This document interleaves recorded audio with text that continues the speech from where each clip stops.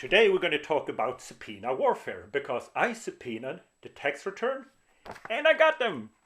It sounds so cool, but it's really easy because Norway is a transparent democracy. So if I want see the tax return and the general public has a legitimate reason why they will see the tax return, all we have to do is ask for a PDF and we get it. So this is the tax return of Watchtower Bible and Crap Society in Norway. So, but it sounds much more cool to say I subpoenaed the tax returns and got them because, you know, you can't do stuff like that in North Korea. But you can do it in Norway. So this is the tax return from Watchtower Bible Tract Society in Norway. There's some stuff there you will love, and I will tell you how this will support our activism and our protest in Copenhagen. And please, if you watch to the end, you will also see how you can support our protest in Copenhagen without leaving your computer. So, remember when I told you that religion is government funded in Norway? Basically, it's a Scandinavian thing. There's a historical reason. It kind of makes sense. But long story short, the Kingdom of Norway is funding Watchtower. And you didn't believe me. I got a lot of angry messages from people saying, show us the documentation, otherwise we don't believe you. And technically I don't have to show documentation, but since you asked nicely, this is the documentation. So this is the tax return from Watchtower 2018. And I will give you the PDF on here and my Facebook. And I'm not an accountant, but this is pretty easy to read. It's, you know, one-liners. And if you don't understand Norwegian, that's really not my problem. but don't worry, it's easy because it's really easy to use Google Translate and stuff like this because it's just one word and real estate, money, tax, gift, stock, gold, you know, that kind of word. It's really easy to translate into any language. So I'd like to show you some stuff here. And it was a lot of funny stuff, but I'll just show you the most important, what you asked for. Here it says, government funding 2018, roughly 1.6 million US dollar. That means the taxpayers in Norway gave 1.6 million dollar to Watchtower. And then if you see the income, you know, the normal money they collect, Watchtower, in 2018, it was roughly 10 million US dollar in Norway. In Norway have like, I think, 11,000 publishers. So it's a lot of money for a small country, roughly 10 million US dollar. And that's a lot of money when you're running a printing organization with free labor and basically not printing anymore. $10 million is a great income. However, Watchtower claims that they are losing money. And if you would read this like a Jehovah Witness without critical thinking skill, you would be like, oh, this wonderful organization, they are spending everything for the preaching work. But with a little critical thinking skill, you look at the expenses. They are really not expenses. I will just show you the two largest. The largest expense is gift expense, foreign gift expense, 6.6 million US dollar. And the second largest expense is gift expense other than cash. So they gave 6.6 million US dollar. I assume it went to Brooklyn or Warwick. And then $1.2 million other than cash. So maybe someone gave Watchtower stocks and they just pass it on to Warwick, I assume. So the two biggest expenses were total of 7.8 million US dollar. That's, if you think about it, it's really not an expense. They're just moving the money to the United States, where I think they are tax exempt. So they're actually making a lot of profit here. But how can we use this information for good, not evil? How can we use this to support human rights? How can we improve the cult? Because we can remove the cult. How can we improve the cult? Well, that's why we're always talking about our hashtag all religions must. We used it in Stockholm, we use it in Norway, we're going to use it in Copenhagen, the protest. Hashtag all religions must. We're sticking on the same theme and poking the bear. And this will work. This will work. I'm 100% certain it will work. And I'll tell you why. The Scandinavian countries, they're small countries, but they see themselves as leading when it comes to human rights, and they've done a lot of impressive stuff. But they have been paying hard for this reputation, and they really want to keep it. But they do have an Achilles heel, namely they are giving money to organizations that violates human rights. The Norwegian government, I'm not allowed to give money to Al-Qaeda, I'm not allowed to give money to ISIS. So how can the Norwegian government send money to Jehovah's Witnesses? It doesn't make sense, and it's technically should be illegal.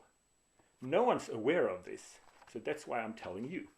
And that's why you can help me, because small countries that have invested a lot in their reputation as standing up for human rights, they are not willing to lose that because of Watchtower. So we are sticking to the same theme, hashtag all religions must, hashtag all religions must. And what we mean with that is they must respect human rights, and especially rights of a child. We all know that Watchtower and other organizations, religious organizations, violates human rights. And you always hear people say, why don't we take them to court? That's really difficult, because in order to take them to court, you have to be the victim of the crime. So you can't just point at them and say they are violating something. You have to be a victim of the crime yourself. And then you can't really take Watchtower to court. You have to take the government to court. It's complicated, but first thing, you have to be the victim and be strong enough to fight. And that's me, because I was a Jehovah Witness against my will since 2004. That means I was held hostage by the witnesses, because you're not allowed to leave without being punished. So technically, I don't feel sorry for myself, but technically I'm the victim. And I can go to court. And then because of this government funding system, it works like this. They ask the witnesses, how many members do you have? And then they give them cash. So the more people the witnesses are holding as hostages, the more cash do they get. So there's a direct connection between violating human rights and receiving cash from the Norwegian government. So from a human rights perspective, that's a really big Achilles heel. So I can take the Norwegian government to court head on. And it sounds really easy, but it's a long way. We're not there yet, and take a lot of time. And the Norwegian government have oil money. I have goat money. So, well, technically I don't have goat money because I had to buy new paper for my printer. But it will be fun anyway. So, why will this work? Well, I really don't think the Norwegian government want to throw away their moral compass in order to protect Watchtower's shunning doctrine. I don't think they want to throw away their reputation, and I really don't think they want to violate human rights. So when we take them to court, I think they have to come up with something. And I already know what they will come up with, or I'm telling them, because in order to receive government funding, there's a lot of stuff you have to do, you know, paper-wise, and you have to have a board and blah, blah, blah, blah, blah. There's a lot of formalities in the law. So you can't just go and say, I believe in God, and you get cash. You have to, you know. And among these things, there's a rule that you have to be, there's some wording like, you have to be honorable. Well, the bureaucrats that pay out the money, they really don't understand the word honorable.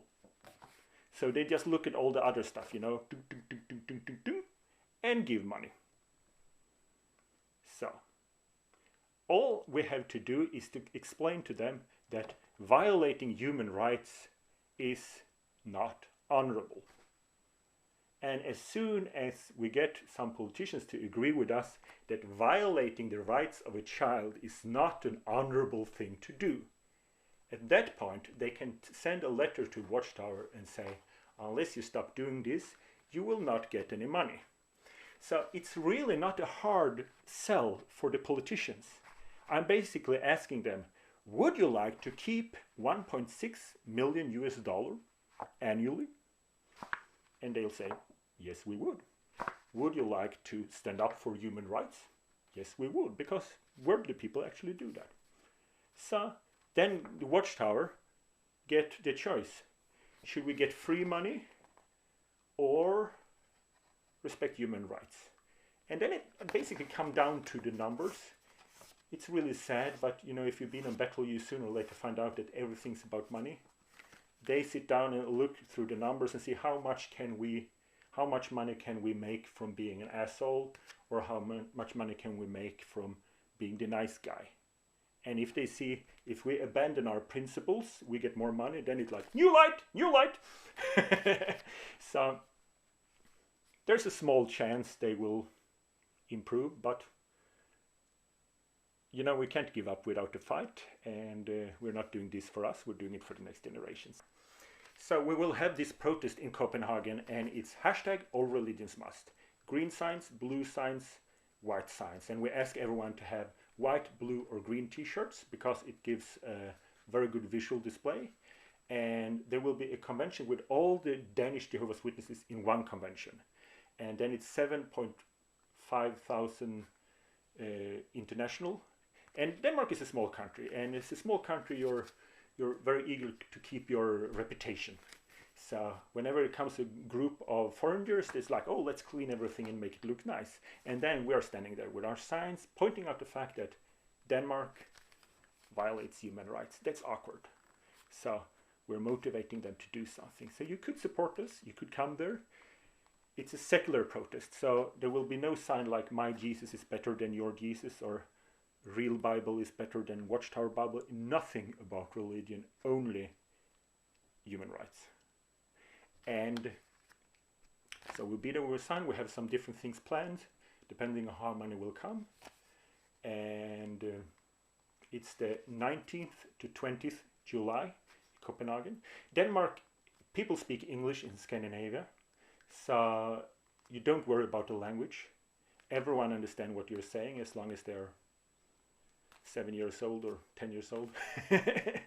And we're mainly wanted to speak to journalists and politicians, and they always speak English. So don't worry about the language. I put some link.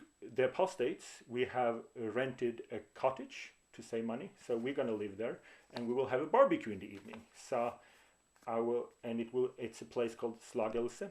So I'm gonna put a link to a camping ground close to Slagelse, and a link to where if you want to come a bunch of people and you want to rent your cabin, I'll just put a link to a cabin renting blah blah blah. You can take buses from there.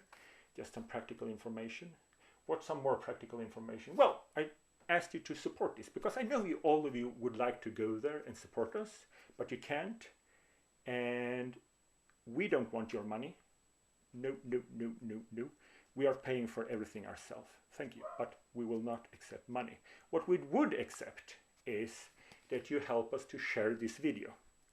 So share it on Facebook, every social media you have, and like and subscribe and write comments, because when we're talking to politicians and we say hashtag all religions must, and then go out and write hashtag all religions must, and they find this video and we have 500 views, they will take us less serious than if they find a bigger and better YouTube ranking. So it's a really easy way to support us. And also, small countries work very well under international pressure, and you are technically an international person, I suppose. So that's the easiest way to help us. But if you do come, please do. We will have so much fun. It's really beautiful city, Copenhagen, and now we will have so much fun. So please, please, please, hashtag all religions must. See you in Copenhagen.